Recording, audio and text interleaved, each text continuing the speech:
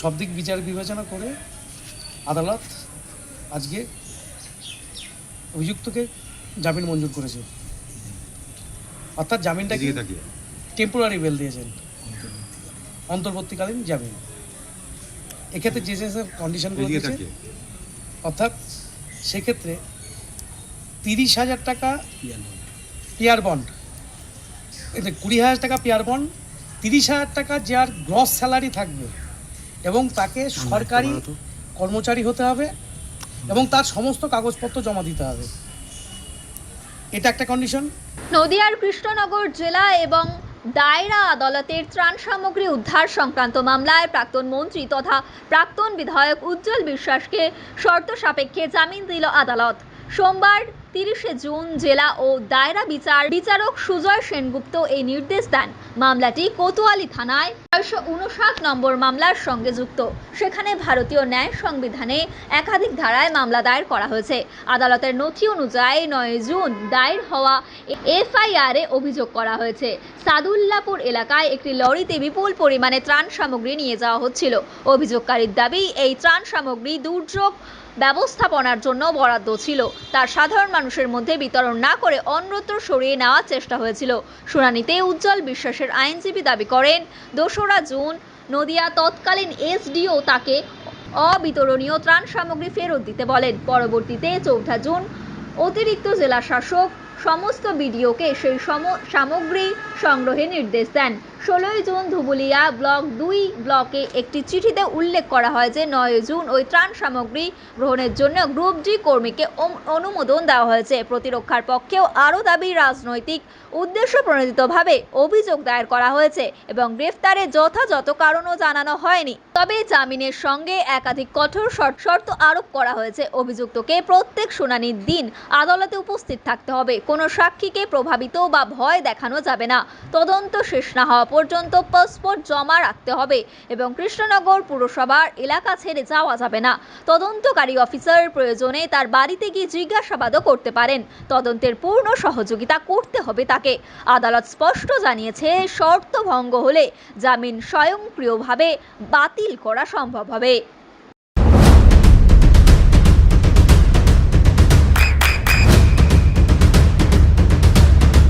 বৃষ্টিতে স্বস্তি।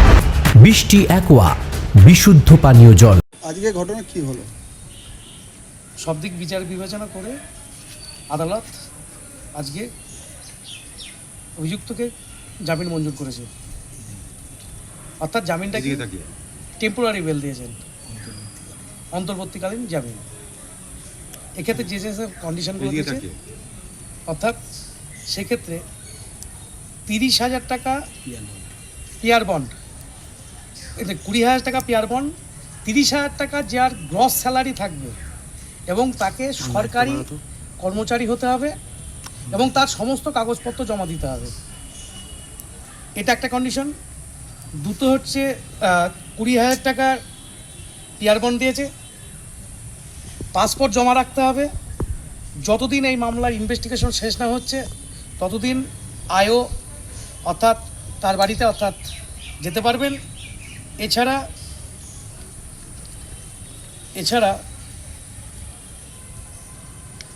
আয়ও যদি মনে করে যে এই সমস্ত ক্ষেত্রে যে তার বাড়িতে পর্যন্ত সেখানে যেতে পারবেন। আর একটা বিষয় সেখানে উল্লেখ করতে হচ্ছে যে এই মামলা চলাকালীন তিনি কৃষ্ণনগরের বাইরে যেতে পারবেন না। আজকে এই মামলা জামিন মঞ্জুর হয়েছে। আর একটা বিশেষ উল্লেখ্য সেক্ষেত্রে যে অপর একটি মামলায় অর্থাৎ ধুবুলিয়া 234/26 ওই মামলায় অর্থাৎ শোন অ্যারেস্টের যে পেয়ার দেওয়া হয়েছিল সেটা অ্যালাউ হয়েছে এবং 2 তারিখে সেই মামলার পিসি অর্থাৎ পিসি হিয়ারিং এতে রয়েছে। এখন উনি কাস্টাডিতেই থাকছেন। তার মানে এই যে ত্রাণ দুর্নীতি মামলায় উনি জামিন পেলেন কিন্তু জেল মুক্তি পাচ্ছেন না, যেহেতু ধুবুলিয়ার ওইটাতে শোন অ্যারেস্ট রয়েছে। একটু আপনি বলে দিন এই সম্পর্কে। শিষ্যেন্দু দাস, কিশোর জজগোট। এ সম্পর্কে বিস্তারিতভাবে আমার সিনিয়র প্রদীপ কুমার প্রামাণিক মামলায় ডিস্ট্রিক্ট জাজ থেকে 439-এর যে বেল হিয়ারিং ছিল তাতে উজ্জ্বল বিশ্বাস জামিন পেয়েছেন। কি কি শর্তে জামিন পেয়েছেন? জামিন পেলেও কি তিনি জেল মুক্তি পাচ্ছেন? না, জেল মুক্তি পাওয়ার তো এই মুহূর্তে আজকালের মধ্যে কোনো প্রশ্ন নেই। কারণ অন্য একটা মামলায় ধুবুলিয়া থানার একটি মামলায় ওনার সোরেন এস্টেট পেয়ার আছে, সেই পেয়ার অ্যালাউ হয়েছে। 2 তারিখে কোর্টে প্রোডাকশন আছে, সিজিএম কোর্টে প্রোডাকশন আছে, এবং আমি যতটুকু জানি পিসি হিয়ারিং হবে সেদিন, কারণ আয়োগ পিসি চেয়েছেন ওনাকে, সুতরাং বেরোনোর কোনো প্রশ্ন নেই। আর এই জেল থেকে আবার জেল থেকে থানায় নিয়ে যাবে?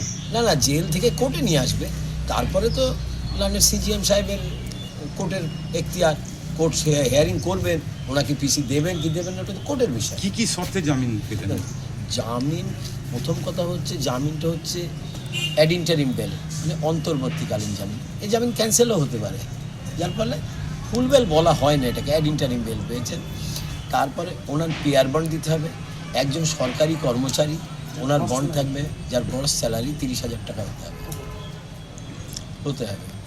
তারপরে উনি স্টেশন লিভ করতে পারবে না। এর মধ্যে তদন্তকারী অফিসার যদি মনে করেন তাহলে উনি গিয়ে ওনাকে জিজ্ঞাসাবাদ করতে পারবেন। তার মানে জামিন পেলেও জেল মুক্তি নয় রাজ্যের প্রাক্তন মন্ত্রীর। প্রাক্তন মন্ত্রীর এই সময় তো জেল মুক্তি নয়, কবে কি হবে সেটা তো ভবিষ্যৎ বলবে, সেটা তো বলতে পারবো না। তবে এখনই হচ্ছে না, 2 তারিখের আগে হচ্ছে না। 20,000 টাকার একটা কি আছে? পেয়ার বন্ড মানে ওনার ব্যক্তিগত জামিন, এটা আছে টেকনিক্যাল বিষয় কোর্টের। এটা আরেকটা বিষয়, উনি যে দাবি করেছিলেন যে ওনার বাড়িটা যেহেতু সিল করা আছে, সিল খুলে দেওয়ার বিষয়, সেক্ষেত্রে কি সিল খোলা হবে? সিল খোলার অর্ডার তো কোর্টেও হয়নি, আমিও সিল খুলবো না, পুলিশও খুলবে না, কোর্টের অর্ডার হয়নি। সিল হয়েছে সেটা পুলিশ বুঝবে, উনি বুঝবে। কোর্ট তো কখনো বলেনি যে বাড়ির সিল খুলতে হবে। বা আজকে ওনার লয়ার আমি কোনো জায়গায় শুনলাম না, যদিও হিয়ারিংটা আমার জুনিয়র করেছে, আমি প্রেজেন্ট ছিলাম, আমার জুনিয়র করেছে, তো তাই আমি শুনলাম না যে সিল খোলা। এর আগের দিন আদালতে উনি কি বলছেন ওটা ওনার বিষয়, ওটা ওনার বিষয়। উনি একজন মন্ত্রী মশাই, উনি যা বলবেন তাই মানতে হবে। আপনার নাম? প্রদীপ প্রামাণিক। আপনি কৃষ্ণনগর। আপনার সন্তানের উজ্জ্বল ভবিষ্যতের সঠিক দিশা JRS public school. JRS public school, যেখানে শিক্ষা এবং আনন্দ একসাথে। JRS public school has an excellent team of teachers for the holistic development of your child. আপনার সন্তানের উজ্জ্বল ভবিষ্যতের একমাত্র ঠিকানা জেআরএস পাবলিক স্কুল। আপনি কোথায় ইনভেস্ট করবেন, কেন করবেন, বুঝতে পারছেন না তো? সঠিক গাইডলাইন পেতে আজই আসুন নদিয়ার চাকদাতে নিবেদিতা প্রাইভেট লিমিটেডে। Nivedita private limited, marketing and distribution service. Balcony বা সিঁড়ির রেলিং, মডিউলার কিচেন বা ড্রয়িং রুম, এক কথায় আপনার স্বপ্নের বাড়িকে করে তুলুন আরো সুন্দর। Chakdah ply centre, gorgeous look বা কোয়ালিটি সবে 3 নম্বর 1 Chakdah ply centre. Chakdah ply centre, KBM, Chakdah, Nadia. হোমওয়ার্কটা করেছো? হ্যাঁ স্যার।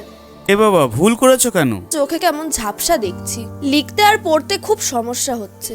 চাকদার মডার্ন অপটিক্স থেকে ভালো চোখের ডাক্তার দেখিয়ে নাও। প্রতিদিন প্রকৃত চোখের ডাক্তার ও দৃষ্টি বিশেষজ্ঞ মডার্ন অপটিক্স, চাকদহে।